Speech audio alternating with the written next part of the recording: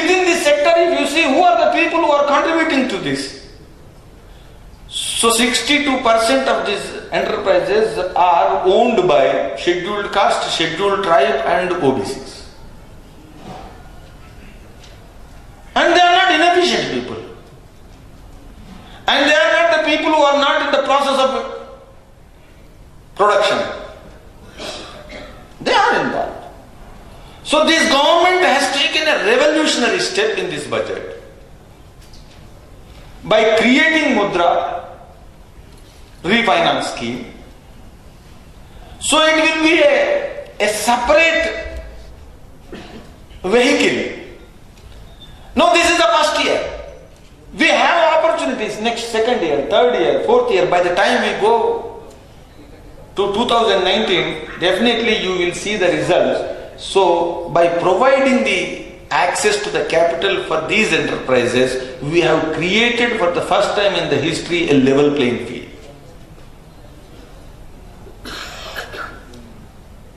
So this is a very important thing which we need to keep in our mind. And third important is gold monetization. We have been discussing this gold issue in this country. Gold in this country and gold in other countries are completely different. When I talk about gold in America, they may not be able to understand what is the implication of gold for India. Unless you know the socio-economic and mental matrix of the India, cultural background of India, you can never understand. Every year this country is importing to the tune of 800 to 1000 tons of gold. And there is a survey which says that in India we may have more than 20,000 of tons of gold which is not traded.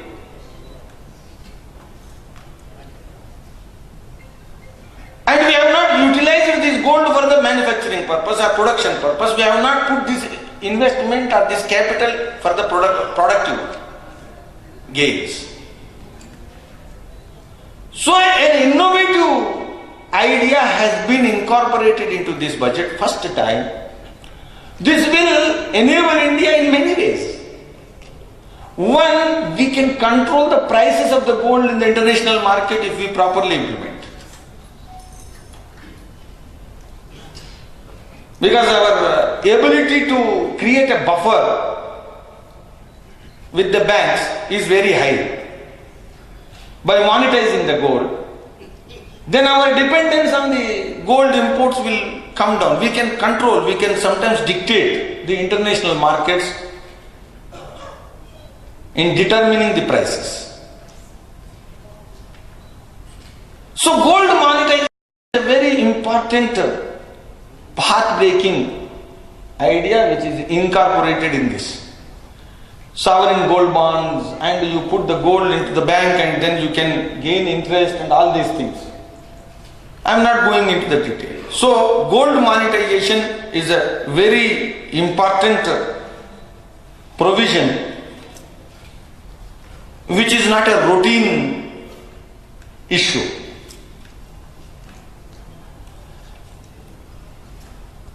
And now I would like to come to the social security aspect. This is a country, out of this 125 crore population, people who have access to social security very minimum. You don't have any other country like India. This social security, I should not call it as inadequate. You don't have even. Your farming class, it does not have the social security. Labor class, unorganized sector labor, they do not have the social security. Artisans, they do not have the social security. And the people in the general informal trade and enterprises, they do not have the social security. So who has got the social security? So when one economist came, Indian economist got a lot of exposure and trained in the West, he came to address the in 1991 or 92, 93, in those years, to Bombay to address the Indian business people, Indian business persons. He was talking about the privatization and public sector, private sector, public sector, private sector and privatization. People do not have an idea about the Indian economy. As if India is, dominated by the public sector. India is the country where public sector domination is not at all there. Your whole economy is, if you take the agriculture, the economy is dominated by the peasant class. It's the private sector economy. Today it is 18% GDP, 15% GDP and dependent 60% population. So agriculture is a privatized economy. And your trade is a privatized economy. Your unorganized sector is privatized economy. Where is the public sector? So the discussion is completely distorted.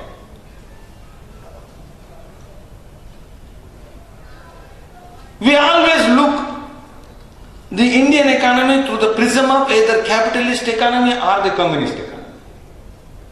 But Indian economy has got a traditional background, traditional sectors, most decentralized economy. So any talk of this kind is not going to make you really understand the Indian economy. So in this situation, social security in coming years is going to be the important thing. And when you talk about economic reforms, unless you address the social security, you cannot really take up any issue related to reforms in a big way.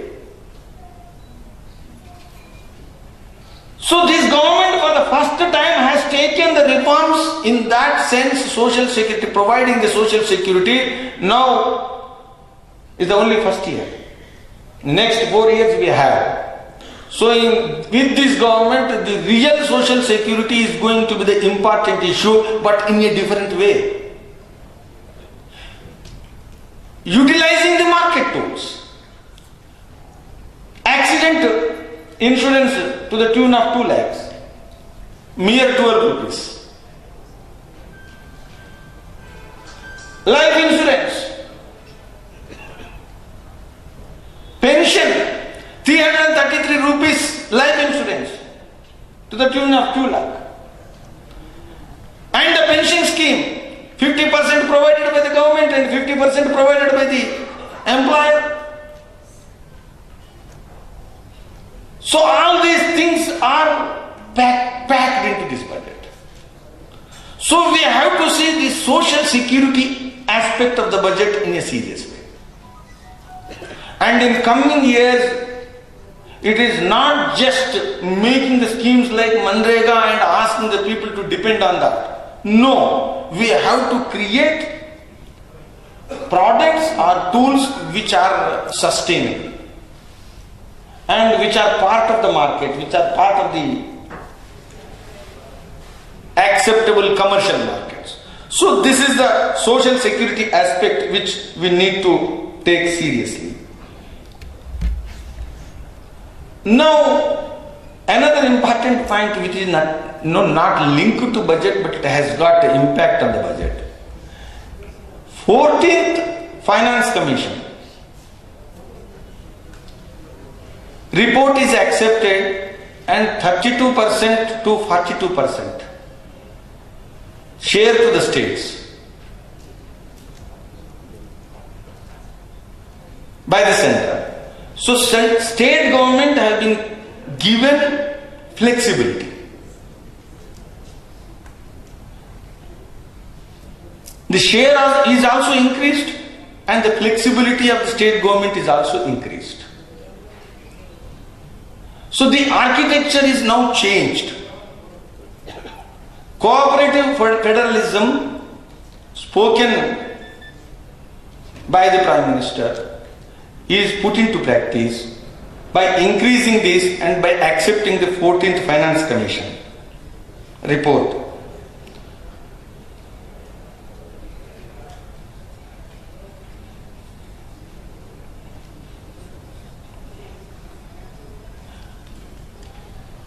In this one, two small issues I would like to add before summing up my presentation. The success of Janadhan Yojana. Now this government has to carry this forward. And also introduction of GST. The government has promised that 2016 April 1st, this government is now going to conclude everything and it has to put this into practice, the GST. So, this time, in this corporate tax is now discussed seriously. Now, our adversaries are talking about this government is a corporate friendly because we have reduced the corporate tax. In fact, corporate tax reduction is not implemented this year. It is only announced. And another thing, Honorable Finance Minister has also discussed about how and why he has taken that decision. He has taken that decision as a part of rationalization exercise because you have taken the 30% of the corporate tax, but when you implement it with a lot of exemptions, it is coming only to the 23%. So instead of implementing that with lot of exemptions and all, it is better to reduce 25% and that also year by year. And in this, definitely there are some more expectations from the people on the personal income tax issue. Middle class is not given by this government what they have been expecting. But definitely in the first year, you cannot expect the government to do everything on every front. On different issues, middle class also, their concerns were also addressed, but I am accepting that people have expected and many people have written on that income tax cap it should have been raised. So there are certain aspects. But you cannot expect any finance minister to take up all the issues in the single budget and address all the concerns of all the sections of the people in the very first budget. But definitely, I would like to say this is the growth-centric budget. Lot of focus is given on the growth aspects. And the physical discipline aspect, instead of being called as a fiscal profligacy or something like that, we have accepted to calibrate that. Reaching the 3% fiscal deficit instead of 1 or 2 years, the 3 years we have decided. So first year 3.9 and then going down further and further. Because in growth is very important, so we have agreed to compromise on that front. So in my view, in coming days, definitely this is going to show a revival of industry, revival of manufacturing sector and Make in India campaign. And here I would like to highlight 2-3 issues which are related to Andhra Pradesh and Telangana. Finance Minister during his budget, he has explicitly mentioned about the commitment for the promises made on the floor of the Parliament during the passing of the resolution. We are going to stand by those things, all those things. Capital construction of the capital. If the money is not allocated, does not mean that the central government has refused and it has postponed. It is not the intention. When he has committed that, when you reach that stage, when you process the capital, plans for the capital, and when you send from the state government to the central government, because of the funds, the work will not be stopped. So by doing again committing the government on the floor of the house during the budget session, Finance Minister has reiterated the commitment. And that also stands in the case of Polavaram. Because of shortage of funds, the work will not stop. And it can be given at any time. If you process the whole thing and approach the government, in between also the central government can provide the funds. That will not act as an impediment. And this Home Minister and Finance Minister and Prime Minister, everybody has openly said. So I don't think there should be any. And on the special package or other things, there are certain issues which are being discussed between the state government and central government, and the commitment of the central government to safeguard the interests of Andhra Pradesh are in no manner diluted. And regarding the Hyderabad, Telangana, definitely in the Make in India campaign, I feel we have lot of stakes in that. Hyderabad is a very important city. And defense sector is the important sector which is getting focus and attention by this government. It's going to get. You have to understand the $40 billion imports we are now getting. The security imports to the tune of 40 billion. We have been the first country. Now we have surpassed by another country, but the largest importer. And a country of this size and this kind of in geographical territorial size and the population size and the economy size, country of this size cannot depend on the imports, perpetual imports in the defense sector.